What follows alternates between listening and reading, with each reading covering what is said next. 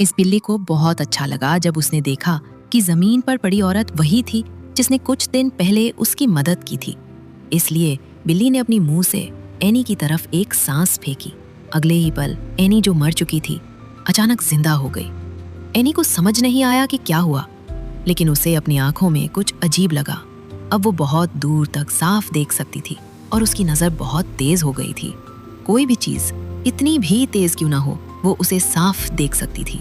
हालांकि वो अभी पूरी तरह होश में नहीं थी, पर अपनी याददाश्त के सहारे किसी तरह अपने घर के नीचे के हिस्से तक पहुंची।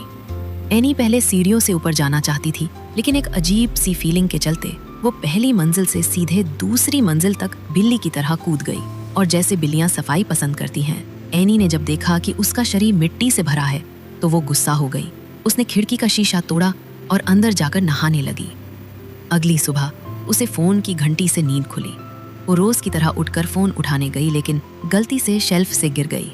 कमरे की हालत देखकर उसे बहुत हैरानी हुई, क्योंकि उसे पिछली रात की कुछ भी याद नहीं थी। लेकिन उसे इतना याद था कि उसने इस बिल्ली की कभी मदद की थी। इसलिए उसने बिल्ली को उसके गले में बंधे पते के अनुसार उसके मालिक के पास पहुंचा दिया। बिल्ली का मालिक हैरान रह गया, क्योंकि ये बिल्ली इंसानों के पास ज्यादा नहीं जाती थी और ये कोई आम बिल्ली नहीं थी। ये मिस्र के एक प्राचीन मंदिर से थी और कहा जाता था कि ये चांद की देवी की पालतू थी। उसका काम था कि वो अच्छी और दिल की साफ औरतों को चुनकर देवी की दूत बनाए। लेकिन आजकल ऐसी महिलाएं बहुत कम होती हैं, मगर एनी उनमें से एक थी। इस बात को पक्का करने के लिए बिल्ली के मालिक ने कैटनिप निकाली और एनी की तरफ फेंकी। इस बिल्ली को बहुत अच्छा लगा जब उसने देखा कि जमीन पर पड़ी औरत वही थी जिसने कुछ दिन पहले उसकी मदद की थी। इसलिए बिल्ली ने अपनी मुंह से एनी की तरफ एक सांस फेंकी। अगले ही पल एनी जो मर चुकी थी अचानक जिंदा हो गई। एनी को समझ नहीं आया कि क्या हुआ, लेकिन उसे अपनी आंखों में कुछ अजीब लगा।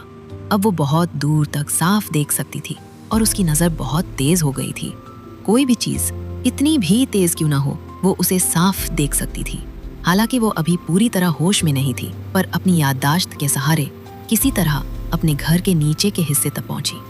एनी पहले सीढ़ियों से ऊपर जाना चाहती थी, लेकिन एक अजीब सी फीलिंग के चलते वो पहली मंजिल से सीधे दूसरी मंजिल तक बिल्ली की तरह कूद गई।